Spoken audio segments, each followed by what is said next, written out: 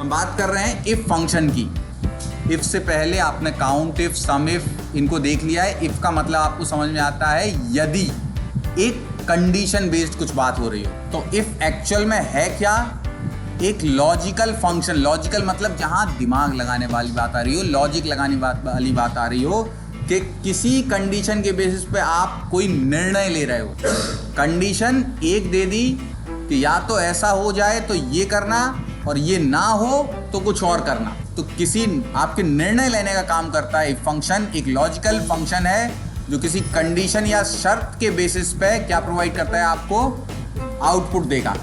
Condition true होती है तो एक वैल्यू रिटर्न करता है, और अगर कंडीशन कैसी हो, फॉल्स हो गई, जो कंडीशन दी है वो ट्रू नहीं बैठी, तो फिर कुछ और रिटर्न करेगा। तो इफ की अगर सिंटेक्स की बात करें तो सिंपल है। इफ फंक्शन का नाम शुरू किससे होगा, इक्वल्स टू से। पहला आर्ग्यूमेंट क्या है, पहला आर्ग्यूमेंट क्या हो गया, टेस्ट, और दूसरा आर्ग्यूमेंट क्या हो गया, वैल्यू। क्या वैल्यू होगी, अगर ये टेस्ट ट्रू होगा तो क्या वैल्यू आनी चाहिए ये आप यहां पे दोगे, और अगर ये टेस्ट फेल हो गया, लॉजिकल टेस्ट, तो क्या वैल्यू आएगी वो आप यहां पर दोगे। अब इन तीनों आर्ग्यूमेंट में क्या क्या वैल्यू दी जा सकती है, उससे पहले एक छोटा सा एक सैंपल हम देख लेते हैं कि इफ काम कैसे करेगा। हमने यहां पर सिंटेक्स देख लिया, अब यहां पे उसको इम्प्लीमेंटेशन देखते हैं। इम्प्लीमेंटेशन कैसे करेंगे हम, ये रिजल्ट था, हमें चाहिए 50 से, 50 ना कहें, 40 से कम वाले जितने हैं उनके लिए क्या लिखा जाए, फेल, और उससे ऊपर वाले उनके लिए क्या लिखा जाए, रिजल्ट पास। तो आपने इसी इफ का, ये logical test value if true value if false था, इसका आपने यहाँ पर जब अप्लाई किया तो रिजल्ट में आपने यहाँ लगाया formula equals to if. If ने मांगा लॉजिकल टेस्ट, तो टेस्ट आपने बना दिया कि जो D2 में वैल्यू है वो क्या होनी चाहिए, 40 से कम, लेस देन 40 हो, लेस देन 40 हो। ये क्या हो गया आपका लॉजिकल टेस्ट। इंक्लूड तब होता है जब आप साथ में कंडीशन में इक्वल्स टू लगाते, यहाँ पे साथ में क्या लगाते, इक्वल्स टू, लेकिन जिसके 40 नंबर आ गए वो तो बाउंड्री पे पास हो गया। हम सिर्फ 40 से कम वाले देख रहे हैं। 40 से कम वाले को आपने क्या कर दिया, क्या शो करना है, फेल। फेल शो करना है तो वो किस में आएगा, टेक्स्ट है, और टेक्स्ट हमेशा किस में आता है, अगर आपको फॉर्मूला में टेक्स्ट ज्यों का त्यों एज अ वैल्यू दिखाना है तो हमेशा किस में आता है, डबल इन्वर्टेड कॉमा में। फेल हो गया। अगर ये कंडीशन ट्रू हुई तो फेल आ जाएगा, और अगर ये कंडीशन फॉल्स कब होगी, जब यहाँ वैल्यू क्या हो, 40 से ज्यादा हो। तो आपका सीधा सिद्धांत है, अब 40 से ज्यादा या इस कंडीशन के अलावा कुछ और जो भी आए तो क्या आ जाए, यहां पर ब्रैकेट नहीं लगाया था इसलिए वो एरर आया था, आ गई। अब क्योंकि यहां पे क्या है, ये कैसा है, रिलेटिव रेफरेंस है, खाली D2 है, कोई डॉलर नहीं, कुछ नहीं। तो जब ये फॉर्मूला को हम नीचे वाली सेल में ले जाएंगे तो ये किसको कंपेयर करने लगेगा, D2 की जगह। एक ही फेल है, 30 मार्क्स थे, सारों का रिजल्ट आप पास फेल लिख पा रहे हो। अगर किसी की वैल्यू चेंज करते हैं, ये रेड किस लिए आ रहा है, क्योंकि इस रेंज में हमने कंडीशनल फॉर्मेटिंग लगा दी है कि जहां फेल वर्ड आए उसको क्या कर देना, टेक्स्ट दैट कंटेन। फॉर्मूला को समझने पे आगे बढ़े। सिंपल स्टेटमेंट था लॉजिकल टेस्ट, लॉजिकल टेस्ट हमने लगाया लेस देन 40, D2 की जो वैल्यू है वो क्या हो, 40 से कम हो, और फिर अगर कम हो, कंडीशन ट्रू बैठ जाए कि हाँ कम ही है, तो क्या आ जाएगा, और अगर कंडीशन फॉल्स हो गई कि 40 से कम नहीं है, कुछ और वैल्यू आ रही है, तो क्या आ जाएगी कंडीशन, वैल्यू इफ फॉल्स, और क्या आ जाएगा। अब इसको हम समझते हैं फंक्शन को। अगर इफ में कितने आर्ग्यूमेंट, फंक्शन के अंदर कितने आर्ग्यूमेंट, 3, पहला, दूसरा, पढ़ के समझ पा रहे हैं, कंडीशन या शर्त। वैल्यू इफ ट्रू वो वैल्यू रिटर्न होती है, ये जो कंडीशन या शर्त है ये क्या हो जाए, ट्रू बैठ जाए, सही हो, जैसी लिखी है वैसी ही एक्चुअल सिचुएशन है, तो रिटर्न कर देगा आपको वैल्यू इफ ट्रू, नहीं तो वैल्यू इफ फॉल्स।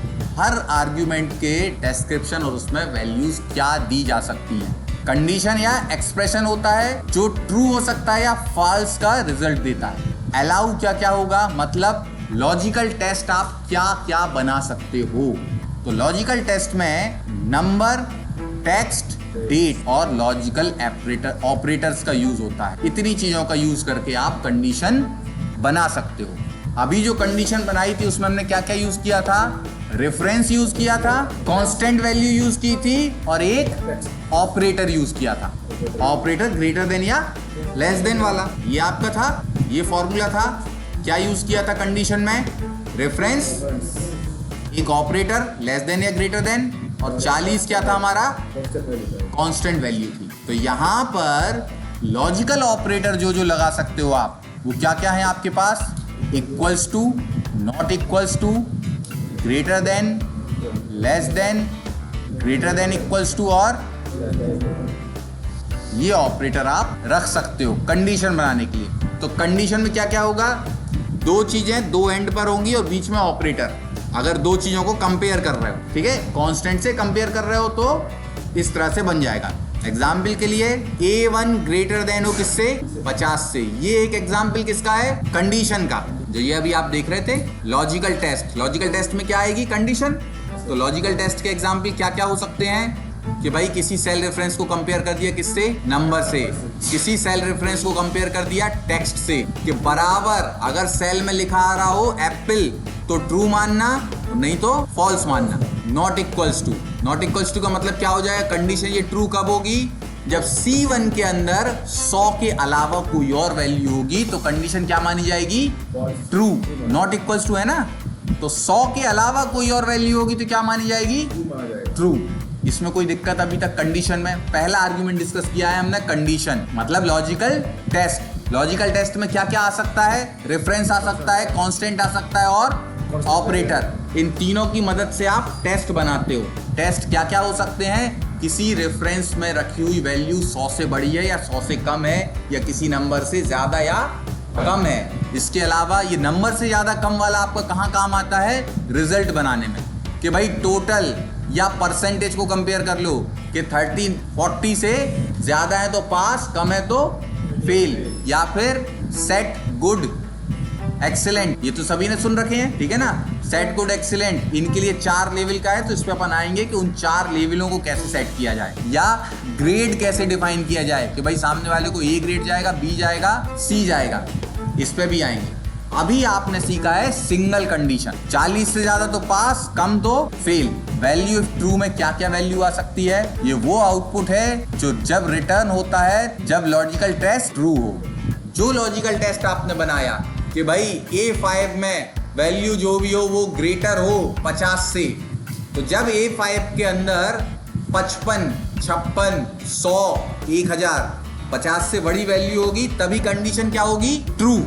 और ट्रू होगी तो वैल्यू इफ ट्रू जो आर्ग्यूमेंट है इसके अंदर जो भी वैल्यू डालोगे आप वो क्या हो जाएगा, सेल में आ जाएगा। वैल्यू इफ ट्रू में जो भी वैल्यू डाल दोगे फॉर्मूला वो सेल में दिखने लगेगा। क्या क्या अलाउ करता है value if true, value if true में आप क्या क्या डाल सकते हो, न्यूमेरिक वैल्यू, टेक्स्ट या किसी सेल का रेफरेंस, इन 3 के अलावा कुछ नहीं। या तो कांस्टेंट कोई वैल्यू या कोई टेक्स्ट, डबल इन्वर्टेड कॉमा में टेक्स्ट के ये लिखाने लगे जैसे अभी आपने क्या लिखा लिया, पास या फेल, ठीक है, या फिर कोई और सेल रेफरेंस में रखी हुई वैल्यू आ जाएगी। क्लियर है, इन 3 के अलावा कुछ नहीं आ सकता। जैसे नंबर में सीधा नंबर आ जाए, टेक्स्ट में डबल इन्वर्टेड कॉमा में टेक्स्ट, फॉर्मूला मतलब कंडीशन ट्रू हो तो आप एक फॉर्मूला भी लिखवा सकते हो वहां पे।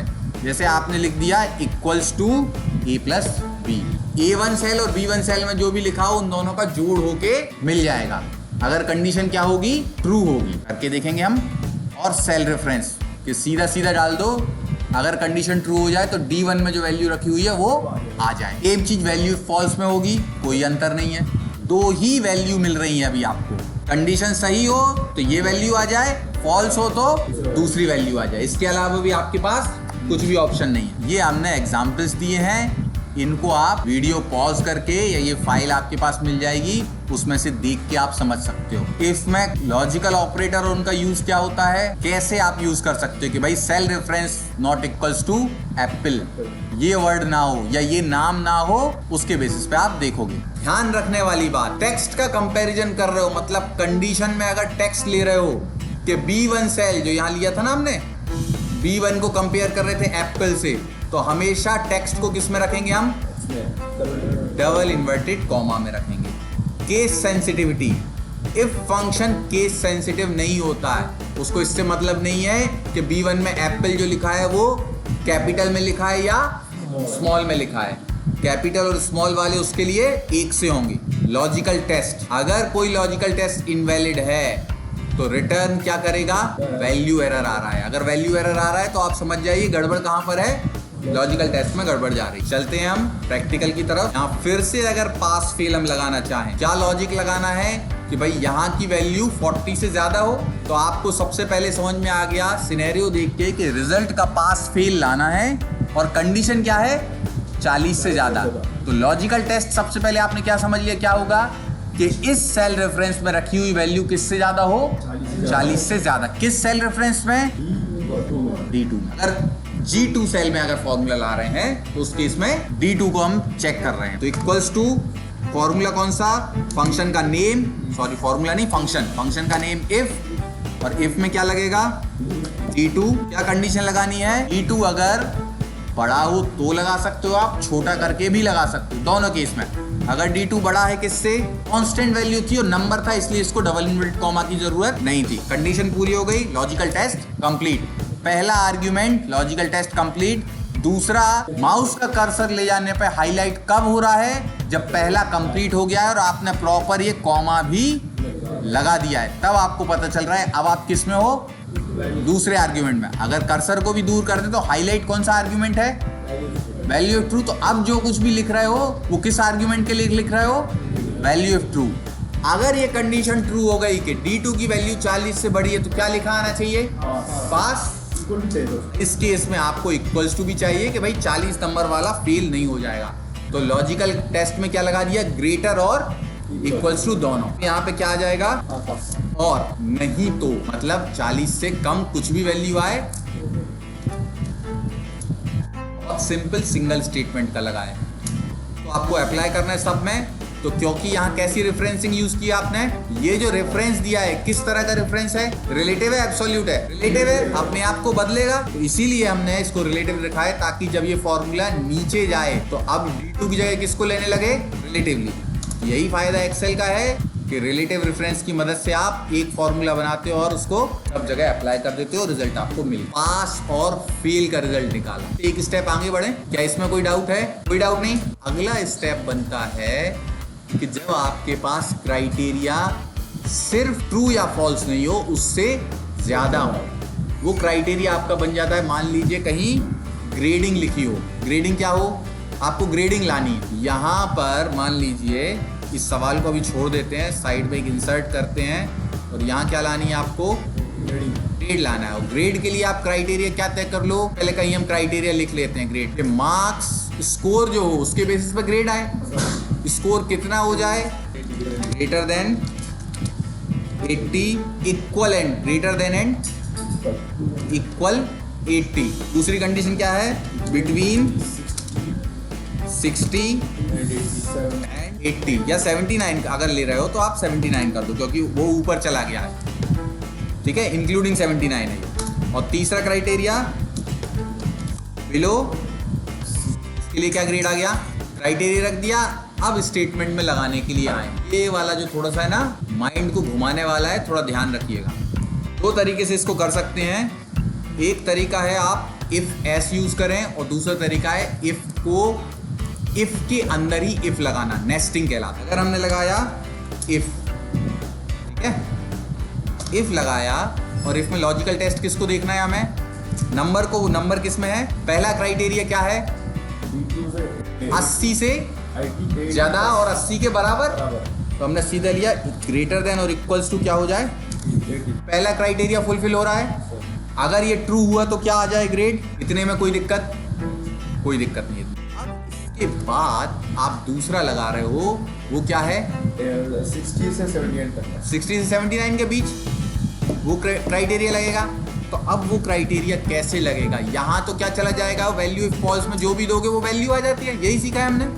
मान लो हम यहाँ पे अभी फिलहाल लिख देते हैं ए, ठीक है, फिलहाल के लिए नॉट ए लिख दिया हमने। अब दूसरे के लिए हम यहाँ साइड में फॉर्मूला बना लेते हैं 3। आपकी 3 कंडीशन है ना, सर 3 के लिए हम 3 फॉर्मूला यहाँ बना लेते हैं और फिर इनका इकट्ठा क्या होगा वो देखेंगे। यहाँ पे आपने बना लिया इक्वल्स टू इफ, इसमें D2 में दूसरा क्या था 69 से 70 के बीच में, तो ये 79 मतलब 79 से छोटा और 69 से बड़ा। तो आपने D2 को कहा कि क्या हो, D2 छोटा हो, किससे छोटा हो या बराबर हो 79, छोटा हो बराबर हो 79 के, तो क्या आ जाना चाहिए, आपसे बी ग्रेड आना चाहिए, बी ग्रेड आ जाए। और अगर नहीं हो तो ए वाला तो आप देख चुके हो कितना, 80 से बड़ा वाला ए हो और 79 से छोटा अगर कर रहे हैं तो इसको हम थोड़ा सा बदलाव करें इसमें, क्योंकि हमें ये पता है कि अगर 80 से बड़ा है तो वो क्या आ जाएगा, ए आ ही जाएगा। तो 80 से बड़ी वाली कंडीशन तो हमारी फुलफिल हो गई। तो अब दूसरी कंडीशन तभी आएंगे जब 80 से कम होंगे। तो हम यहाँ क्राइटेरिया क्यों ना सिंपल लगाएं कि D2 बड़ा हो किससे, 60, क्योंकि इस वाले क्राइटेरिया में तभी आओगे आप जब 80 वाला खत्म हो चुका है। अगर 80 से बड़ा है तो ये वाला चल गया, 60 के बराबर रखना है, ठीक है। 60 वाले को भी इंक्लूड करना है बी ग्रेड में हमें, तो 60 वाला इंक्लूडिंग और 60 से ज्यादा वालों को कौन सा ग्रेड हो गया, बी। और अगर बी नहीं है तो फिर कौन सा ग्रेड आ जाए, अपने आप सीधी सी बात है, 60 से कम वाले को क्या आ जाएगा। अब अगर इन दोनों फॉर्मूला को अलग अलग देखें तो ये तो भाई यहाँ नंबर कितने थे 85, लेकिन फिर भी क्या ग्रेड दे रहा है, बी। क्यों दे रहा है, क्योंकि यहाँ अलग अलग है 60 से ऊपर। अब इन दोनों को जब हम कंबाइन करते हैं और हम कहते हैं फॉर्मूला के अंदर फॉर्मूला लगाना, उसको देखने के लिए हम इसको व्यू मोड में जा रहे हैं ताकि आपको फॉर्मूला विजिबल हो। थोड़ा सा अपनी आंखों को पकड़ के और ऐसा खींच लो 5 मिनट, ठीक है, इतना ही खींचना कि एमएच ना जाना पड़े। अब यहाँ देखें ये कौन सा एडिशनल पॉइंट, इसको हाइड कर दें, इसका कोई मतलब नहीं है। अभी ये ग्रेड के लिए हम बनाने वाले थे, एक फॉर्मूला ये है, दूसरा ये है। अब हम कंबाइन करने पर आ रहे हैं। हम क्या सीखने वाले हैं, इफ के अंदर ही इफ लगाना। यहाँ क्या थी कंडीशन, D2 अगर बड़ा हो या बराबर हो 80 के तो क्या आ जाए, ए ग्रेड आ जाए। और ये कंडीशन फॉल्स हो जाए तो हम क्या चाहते हैं, फिर कौन सी कंडीशन चेक हो, 60 वाली, यही चाहते हैं ना हम। अगर 80 का क्राइटेरिया फुलफिल नहीं कर रहा है तो अब 60 का देखो, और 60 का नहीं करे तो फिर सी ग्रेड अपने आप आ जाए। तो ये जो फॉर्मूला है, इस पूरे फॉर्मूला को हम कहाँ उतार दें, इस फॉर्मूला के ये जो फॉल्स स्टेटमेंट वाला सेक्शन है, इस फॉल्स स्टेटमेंट वाले सेक्शन में हमने क्या कर दिया, ये फॉर्मूला डाल दिया। क्या बना, समझिएगा काम कैसे होगा। फंक्शन सबसे पहले आएगा लॉजिकल टेस्ट पे, लॉजिकल टेस्ट करेगा D2 में क्या हो, 80 से बराबर या बड़ा हो। अगर ये फुलफिल हो गया तो ये वैल्यू इफ ट्रू में जाएगा या वैल्यू इफ फॉल्स में जाएगा, ट्रू में जाएगा और बात खत्म हो जाएगी, ए दे देगा, आपका काम भी खत्म हो गया। लेकिन अगर वहां वैल्यू 80 से कम है तो फिर ये कंडीशन कैसी हो जाएगी, लॉजिकल टेस्ट फॉल्स, और फॉल्स होने पे कहां जाएगा, वैल्यू इफ फॉल्स, और पूरा ये वाले सेक्शन में चला जाएगा।